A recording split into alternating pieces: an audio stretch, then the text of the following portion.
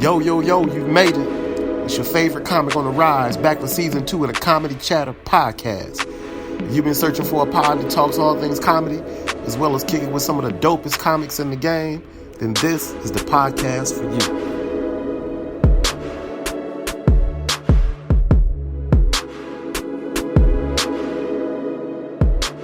What up? Welcome, good people, welcome. It's been a minute. Melly Mel here in the place to be, rocking from the bottom to the top. Y'all know how I do. The Comedy Chatter Podcast, the only audio comedy pod from the perspective of an up-and-coming comic. Up-and-coming, that means me. Yes, I am up-and-coming and still trying to get there, still trying to get better, still trying to do what I do on the comedy scene. But I'm running my own race, and that's the most important thing. Here we are, Season 2, Episode 10. Season 2, Episode 10. I got a really good guest for y'all. I'm going to kind of save it till I get done with my spiel. But I'm going to kind of save my guest, man. But he was definitely gracious enough to let me rock out with him, and then go ahead and do an interview with him. So I'll keep it under wraps and kind of let y'all know who my guest is once it's time to go ahead and go to that segment.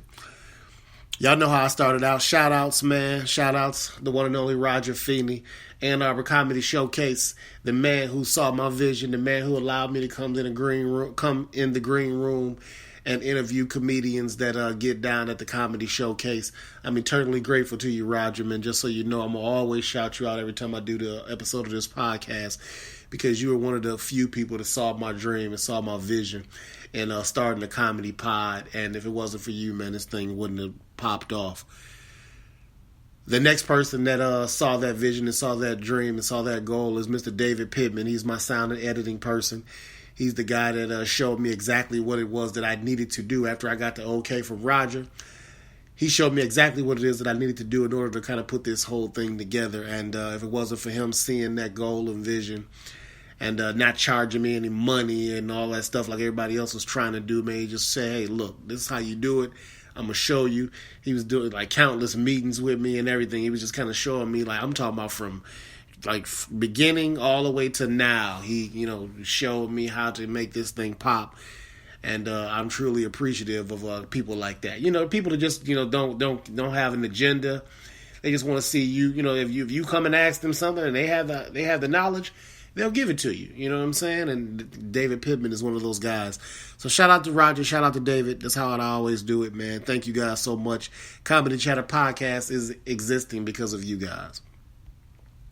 All right, back in the day sponsor. Y'all know how I do every time. If anybody's not hip to the back in the day sponsor, it's basically an item or a company that used to, get down way back in the day, kind of when I was coming up, but no longer exists. And since my, pod is so small and I can't get real sponsors and people to put any money in it, I always kind of do a back in the day sponsor, somebody that's already bankrupt, not a business. And so I'll say, hey, if they were alive and well today, then they could probably be a sponsor. So back in the day sponsor, this go around, Oldsmobile. Now, damn it, I'll throw this microphone some damn where if y'all try to act like y'all didn't grow up in an Oldsmobile. Flat the fuck out. Like I'm serious. I tear this whole place I'm in right now up. If y'all some bitches try to act like y'all didn't grow up in an Oldsmobile. My grandmother had I'm talking about the car. My grandmother had the longest goddamn Oldsmobile. I'm talking about, oh man, this Oldsmobile, we could have lived in that some bitch. Like, that's how big it was. It was so big and hard and steel. Like, that's back in the days when they used to make cars out of motherfucking steel. You know what I mean? Like, now they make this plastic shit. You throw a rock in a car and get a dent in it, right? Like nowadays. But shit, back in the day, my grandma Oldsmobile could go hit up with a goddamn train. And hey, after the accident, you had to check on the train. You know what I'm saying? For real. Like that, hey, that her Oldsmobile wasn't it was yellow, man. Well, not really yellow. It was like off. It was like pee. It was piss yellow. It was like kind of like off yellow. You know what I'm saying? That dehydrated yellow. That dehydrated piss yellow. That's what it was. And man, my grandmother used to pimp that son bitch too. It was so big. I was like, I couldn't understand how a little old lady could pimp that Oldsmobile. It was so damn big. My grandmother showed me how though, cause she pimped that motherfucker. But yeah, man, Oldsmobile, hey, came along in 1897 from what I heard, and officially closed up shop in 2004. Man, no more Oldsmobile. So that is my back in the day sponsor, Oldsmobile. Indeed, brings back some good memories. All right, well, what's popping now, man? What's going on, man? I went to the movies the other day, man. I saw Joker. Joker was all right, man. But what tripped me out, though, like I said, I just went to the movies recently. What tripped me out is them motherfuckers had a trailer, they had a preview for a new Rambo movie and a new Terminator movie. God damn it!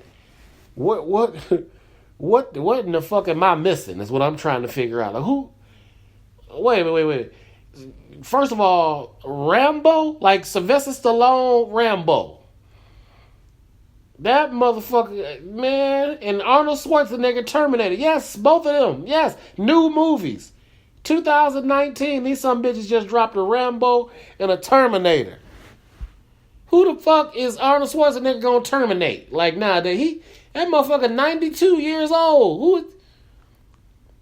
Who is he gonna terminate? Like Rambo, who the fuck who he gonna save?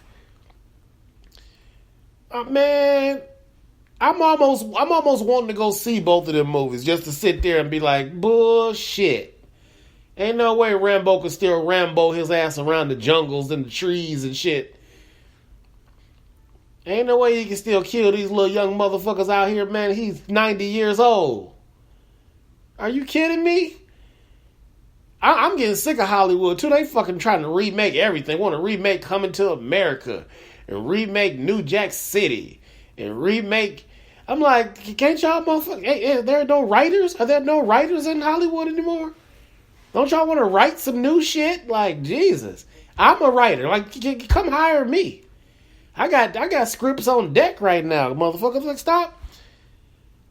Man, it's pissing me off, man. They keep recycling shit back from 20, 30, 40 years ago. Like, come on now. Yeah, Rambo. That shit said Rambo, Last Blood. I was like, well, damn it, the last part is for real. This better damn sure be the last blood you ever make.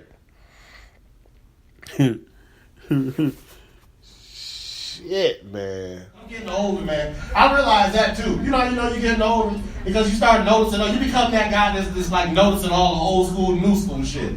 Yeah, because everything old school, new school. Like, hey, I'm old school. I'm telling you, man. And all this like new shit, just because it's new don't mean it's better. You know what I mean? I'm starting to realize like certain shit. Like we had great commercial jingles back in my day. You remember back in our day, we had great commercial jingles. Am I right? Like you knew what the product is. I'm telling you, as soon as you heard the jingle, you wanted to go out and get some of that shit immediately. Remember that? Remember? Days looking new and bright. You're gonna start it right. Folgers starting to brew. That mountain grown aroma's calling you. The best part of waking up is Folgers in you. Goddamn right. That's what I'm talking about, Jess. Tell me right now you don't want to hot steam a couple Folgers. So just like you like it. Hot, black, and in your favorite coffee mug, the one with the crack in it. Am I right? You can see it. You can smell it. Am I right? Shit. These commercial jingles nowadays are terrible. Red Robin, yum. What the fuck just happened to me? What just happened? That's all the jingle I'm gonna get? Is that what you serious? Chatting on this go around what I'm chatting about. I just did a Facebook post recently, man, where I told everybody about, me taking a, comedy loss recently. Taking an L, basically, because I thought about this, you know what I'm saying? We always celebrate our wins, right? We always celebrate our wins. When we have personal wins, if we get a new job, if, you know what I'm saying, we get get a new girlfriend, marriage, you know what I'm saying? Like, whatever the hell it is, we celebrate that. We put that all on social media. We want everybody to see that. But very seldomly do we talk about our losses. Everybody put the wedding up, but don't nobody talk about the divorce. See what I'm saying? And what I learned, not just this weekend, but it just kind of hit me, was that, hey, man, every now and then we take L's, man. You take an L in life. You know what I'm saying? You take a L, like, you take a loss, man. It's not always fucking rainbows and beauty and, you know what I'm saying? Sometimes it's in sun. It's not always sunny. Sometimes it's storms and clouds. You know what I'm saying? And you got to deal with that shit just as much and just as well as you deal with the bright spots. You know what I'm saying? Just like, sports is a microcosm of life. You know what I'm saying? That's why, I love sports. Basketball preferably. Hey, you're going to win some games and you're going to go in that locker room and everybody going to be hype and you're going to be slapping five and everything. People going to be smiling. You're going to go out that night, you have a good time. But guess what? You're going to lose some goddamn games too.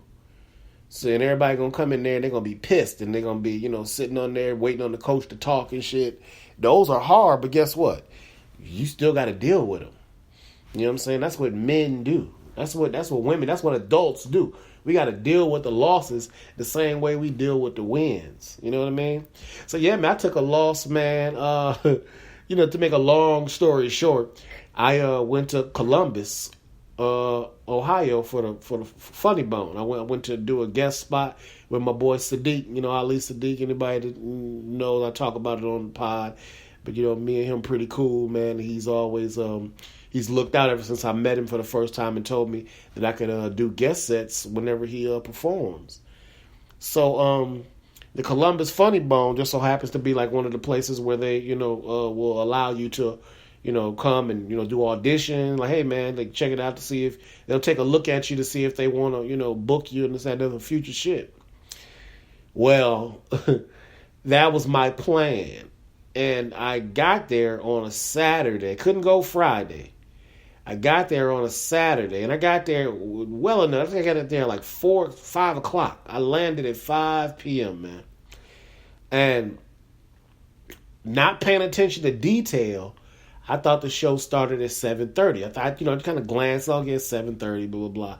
Never decided to look back at it. Never decided to, because I just figured 7:30. And, man, I bullshitted all the way around in Columbus. I had a couple little things I had to do, little errands, whatever. Just stuff to just kind of kill time. Really, I had to do this shit. I could have went right to the comedy club, but I didn't want to go, at 5 o'clock. But anyway, I wound up getting there at about 7:13, walking into the place. And people were like, yeah, who are you? And I'm just like, oh, yeah, I'm doing a guest spot tonight. They was like, really? It's like, I was like, yeah, it's like the show already started. I was like, really? And at this point, I hear laughter. I hear somebody on stage. I'm like, oh, fuck. Please don't tell me I done, shown up late. And that's exactly what I did, man. The show started at 7. And I thought 7:30, man. So just not paying attention to detail, I messed up my whole, my whole opportunity. That's pretty much what a guest spot is. You do 5-7 minutes, nothing major.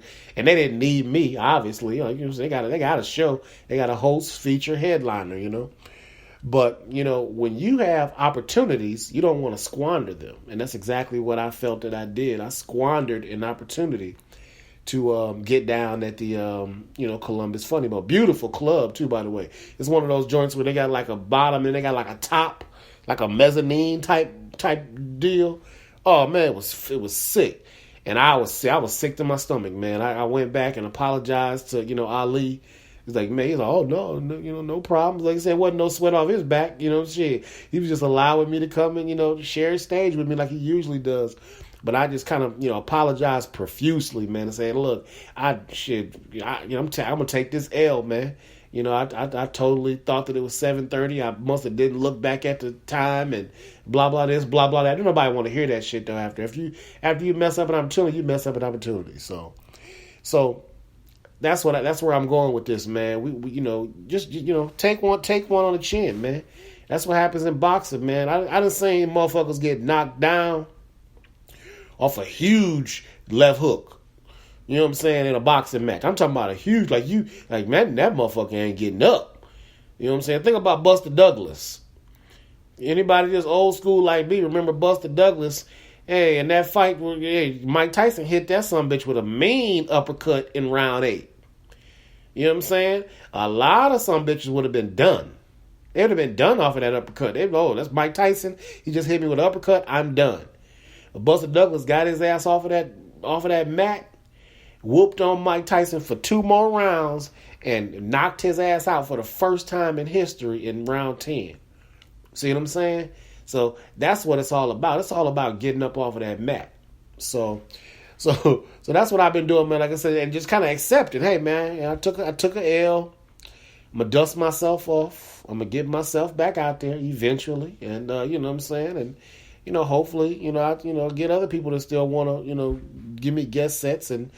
Still get booked and still, have people and still do my podcast, Like, it's not the end of the road for me, definitely, but, it was definitely something that I took, I was bruised.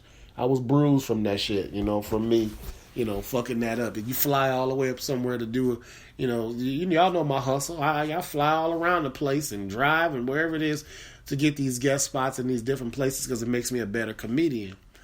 And to mess that opportunity up really, tore me up. But hey, like I said, I was bruised, but I'm not broken. And y'all will see me, back out on the scene pretty soon, doing what I do, and most of all, just running my own race. You know what I'm saying? That's what it's all about. All right. Well, without further ado, man, hey, like I told y'all, man, I got a sick guest this time. Super dope. Been killing the comedy game for a while, man. Out of Atlanta. Y'all done seen him. Y'all done heard the voice. Like, hey, as soon as you hear his voice, you're going to be, oh, yes, man. This dude, like, he done killed Comic View. He done it all. Y'all done, like I said, all over the place, man. And the moral of the story is, the one and only Mr. Tyler Craig, indeed. Y'all already know, man. Let me pull myself together. He got them all. He got all the sayings, but y'all definitely know him, man. He used to kill Comic View. He's done a whole lot of TV appearances, man. And y'all are definitely going to enjoy him on the Comedy Chatter podcast. So y'all sit tight, relax, tell a friend, let everybody know. Melly Mel got Tyler Craig on the Comedy Chatter podcast this go round. Season 2, episode 10. Let's get right into it.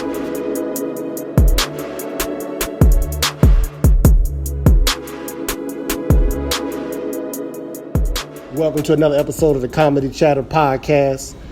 I got the one and only Mr. Tyler Craig here. What's going on, sir? Chilling, man. You know what I'm saying? That's what I'm talking about. I'm real easy, just trying to do my job that I love. Yeah, exactly. Stand up, kind of killing these stages, man. I've been a fan of yours for a while, so I'm just real happy that you allowed me the opportunity to come and chat with you tonight. Well, thank you for thinking about me. Yeah, definitely, man. So I'm on location. I usually I started comedy in Ann Arbor, Michigan. So that's where I usually do these podcasts. But hey, I'm on location in Atlanta at Uptown tonight. So yeah, that's what I'm talking about. Good. I done been to Ann Arbor up there. Okay. With my man Kool-Aid. Rest in peace. Yeah, exactly. Yeah, that's my guy, man.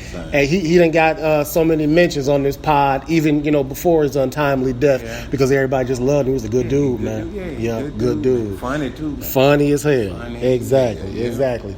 So like I was saying, man, football Sunday today, we just chatting about that. I didn't do nothing today. I knew I was interviewing you tonight, so I'm just gonna sit around and do football all day until I get up here. So who you mess with? You a ATL native or what? Yeah, I'm an ATL native. Okay, so you from here? You from the ATL? Yeah. So who you mess with? Well, Atlanta, my first love. Okay. So them Falcons. I deal with the cheating ass Patriots. Okay, got you. Hey, now I like that. The fact that you like, hey, you like them, but you can admit. That's right. Now they win. Exactly. Like, at least you can admit that, because some of them beat up fast, boy. Yeah, some of them kill me like, oh, the Patriots the best thing ever. So I'm like, hey, dog, Tom Brady breaking phones and everything. Hey, man, so you got to. He the money man. You right. He that money man. Ain't nobody paid higher than him. You right about that. He's cool. That money man. Cool beans. All right, now how do you like performing here at Uptown? I know you done Uptown a few times. I like performing at home. You know what I'm saying? But it's kind of it's real, Yeah. They work you at Uptown too. It's just like this your fifth show this week? Yeah, 2 shows. You know what I'm saying? One show. They work at all the clubs like that. Oh, okay, really? Okay. So you do like 2 Friday. I know some do a Thursday. Yeah. In South Carolina, Columbia, South Carolina, I do Wednesday through Sunday. Holy goodness, I ain't know that, man. Yes, That's sir. the life of a headliner right Yes, there. sir. Yes, sir. Yeah, that could become a little stressful doing all them damn shows. I'm in there with my best friend. My wife be with me all the time. Okay. We have a good time everywhere we go. All right, that's what I'm talking about. Yeah, Enjoy ourselves. Shouts out to the married comedians. Oh man, Yeah, that's what I'm talking about. So, yeah, you said you're an ATL native, man. Take me.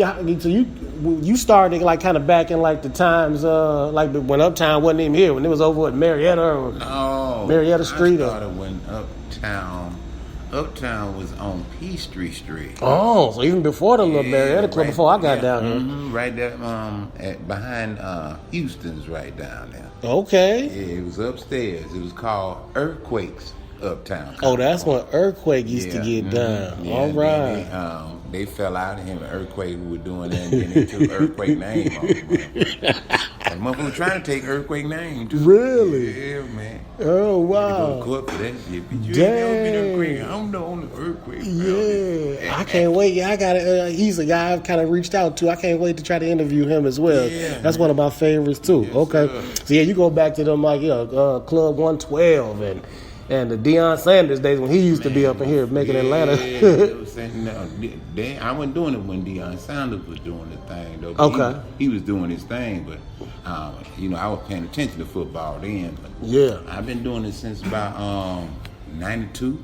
Okay, yeah. So you've about been 26 years. wow. You've been in the game, yes. You know what I'm the saying? game. Young in the game. You know what I'm saying? It just began to really be the headliner because you know what I'm saying. You do have those that are in front of you already that are headliners and been experienced in the game the whole time. So you still have to play your position. Exactly, and ain't nothing wrong with that either. Yep, nothing wrong with playing your position. Yeah.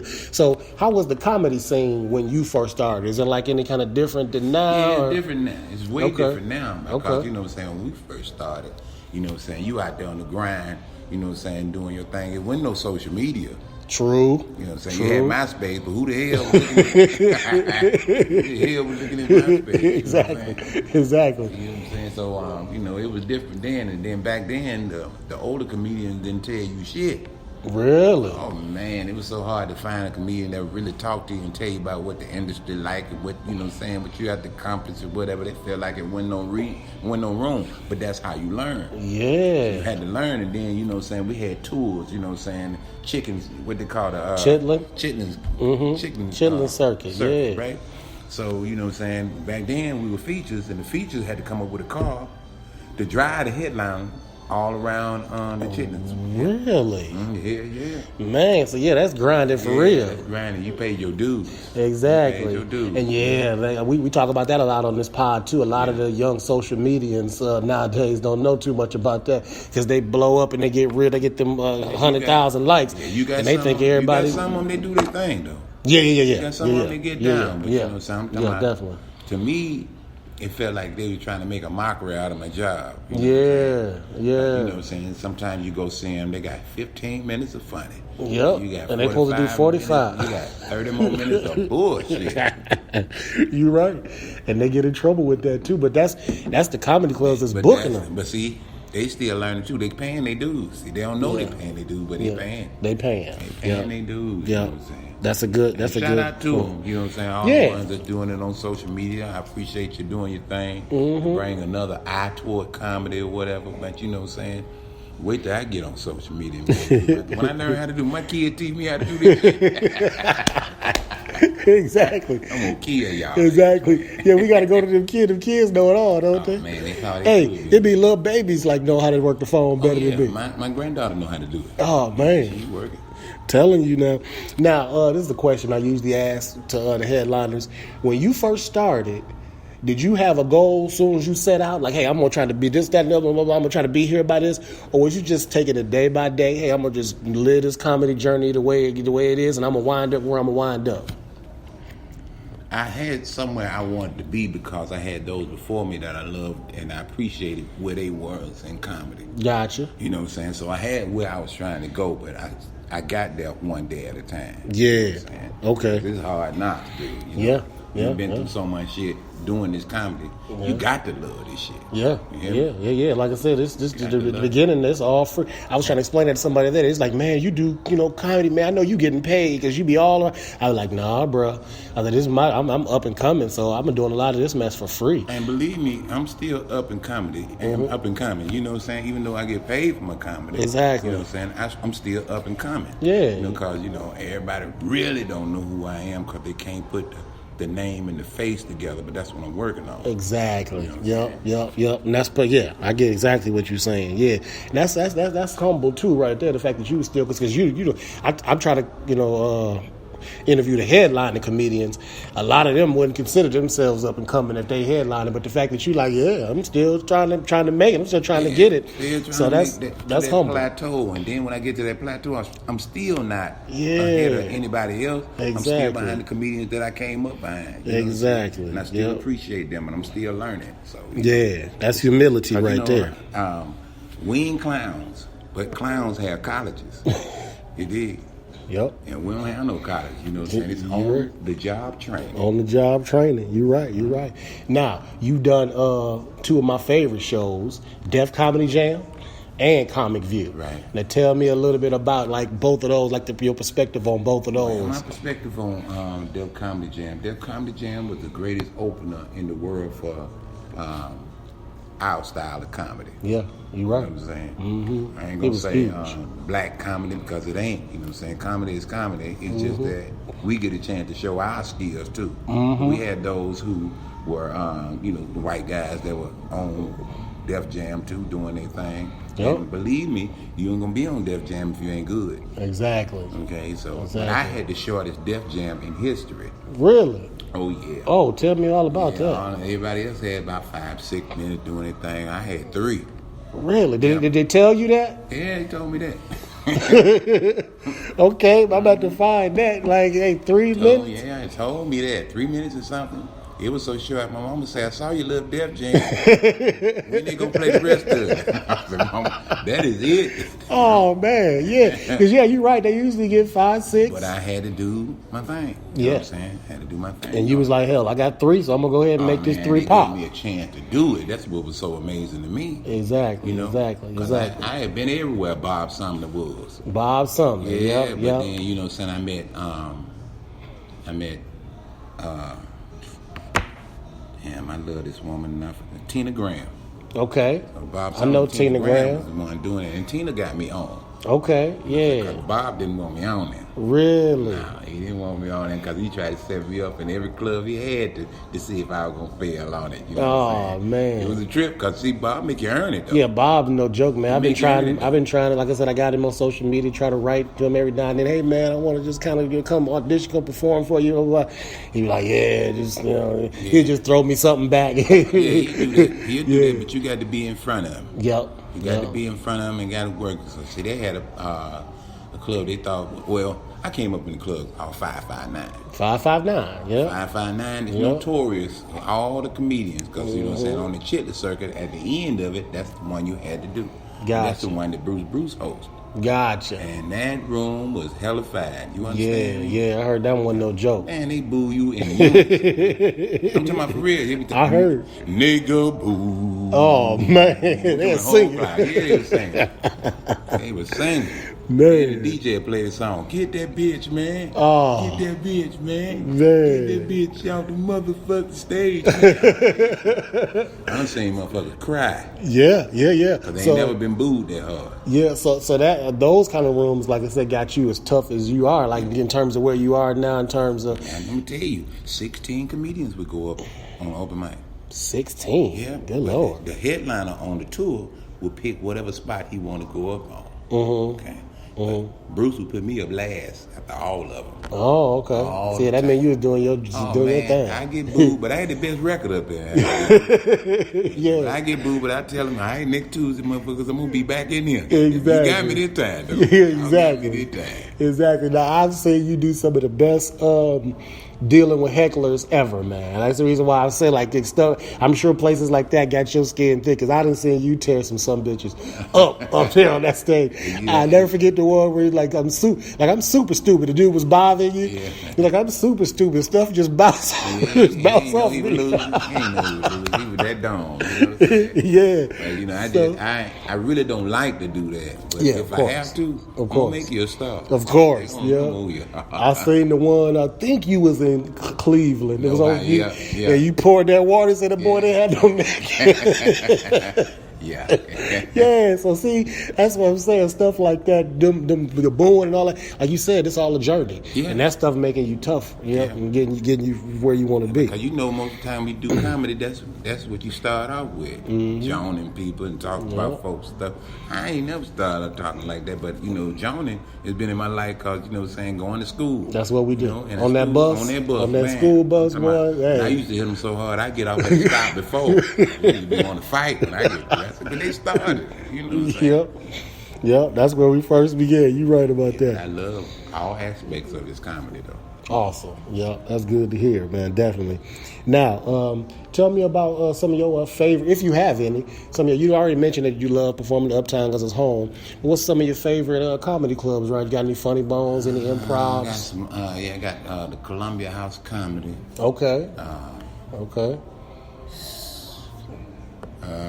Memphis, Chuckles in Memphis. Okay, I've heard about that one. Yeah, I heard that's a good room. I think I just saw Damon Williams was there recently. The Funny Bone up in Cleveland. Cleveland got a funny. Columbus got one. Yeah. And going to Minneapolis. Okay, in Minneapolis. Okay, so is that the House of Comedy like in the mall or somewhere else? Okay. House of Comedy. Yep. Cool. Yeah, I done been to a few of those. I'm still trying to get to that Columbus. And they come in there to laugh, too. You know what? I've heard that, and from other comedians on the pod and just other places, that for some reason, Cleveland and them Ohio's, boy, they show up and they show out in droves. Yeah, man. They love it. They come to laugh, right? They come to laugh real hard. Yeah. And another one that come to laugh that they don't even advertise. That's the second best improv in the country. You know what I'm saying? It's the Washington Improv. The Washington Improv, okay. Washington, D.C. Improv. Never been. They don't even advertise. Oh, wow. They be packed every night. Okay. I have to check that one out, too. It's real nice. I just always ask that question, so I got to visit some of these spots. You know what I'm saying? I don't like when they're serving few. Yeah. All right, well, I always kind of end the pod on asking the headline comedian that I'm interviewing, what comedians make you laugh? Who you fanning on right now? Like if it's somebody out there right now, and it could be new, it could be somebody out right now, or it could be back in the day. And there's so many comedians, man. It's so cold-blooded, Yeah. I ain't Rod, man, JJ. Love JJ Williams. Yeah, you know what I'm saying? The great Bobo Lamb from Detroit. Bobo Lamb from the D. Yeah. Foolish from the D. Foolish, hilarious. You know you got Double D. Yep. Okay. Earthquake made me laugh. Don D.C. Curry. All right. Yeah. Bruce. Bruce. A whole bunch of them. Yeah, you got a hell of a lot. Yeah. A bunch of partners that get down, son. Yeah. Zoo Man, Tim Murray. Corey Zoo Man Miller. Yeah. Most creative Corey Zoo Man Miller and Tim Murray. And you got Freddie Ricks up in New York. You got Rob Stapleton. You got Oh man, Silvers. Man. You got Greer Barnes. It's so many. You got you got plenty of coldest man. And the coldest one to me is Tony Woods. Tony Woods, yep. I remember him back from his Def Comedy Jam days. And then Dave Chappelle. And of course Chappelle, his special was sick. Yes, all of them were sick. Man. Yeah, exactly. I always ask that question just because, you get certain comedians. It's like, man, I do this, so I don't really, nobody make me laugh. Yeah. And then you get guys like you, like, nah, man, I pay homage to all of them. All the young comedians, I sit in there, I don't be sitting in the green room. Me and my wife sit out there in the back, and we watch the show. And check them out. Yeah, you know what I'm saying? Because I'm learning from everybody. Why in the hell would I stop learning? Because I feel like I'm where I am, you know what I'm saying? That's true. Getting complacent. True. So I was saying I'm growing. I ain't never grown because once you get grown, The only thing you can be after that is riding. Exactly. He said, you gone after that. Riding after that, goddamn. Indeed. Well, hey, man, like I said, man, thank you so much for allowing me the opportunity and the time, man. Shout out to my man, Charles Williams, too, because he the one, man. Back there. Real good dude. And ever since, I only known him 2 days, and I feel like I've known him forever. I tell you, because you can't talk to Charles for 30 minutes on the phone. Charles going to talk to your ass for 2 hours. He going to find out what's going on. Indeed. So, yeah, he told me, he said, I'm going to hook everything up. And so whenever somebody say that and make it happen, man, I'm just totally appreciative. Shout out to my wife. You know what I'm saying? And yes, the beautiful wife. Riding with me. Definitely, yeah. He said, y'all have fun no matter where y'all go. Man, come on, dude. That's what I'm talking about. That's how it's supposed to be, too. Mm-hmm. Yep. So just go ahead and throw some of your, because I know you said you ain't really on it yet, but throw some of your info out there so they can follow you. Twitter is Tyler Craig 4111. All right. At Tyler Craig 4111. Facebook is Tyler Craig. Mm-hmm. And Instagram is TY the Elder 9. That's TWHY the Elder 9. All right. You know what I'm saying? And I'm on SoundCloud. I'm on SoundCloud. I'm on XM Radio, iTunes, Spotify, and Pandora. All right, yeah, you got all type of stuff, yeah. Check me out on there, and if you like me, and of course I'm on YouTube. All y'all want please check out some of them YouTube. If I can get them hits on YouTube, on Facebook, and Twitter like that, there, man, I'll be with the Kardashians. Exactly.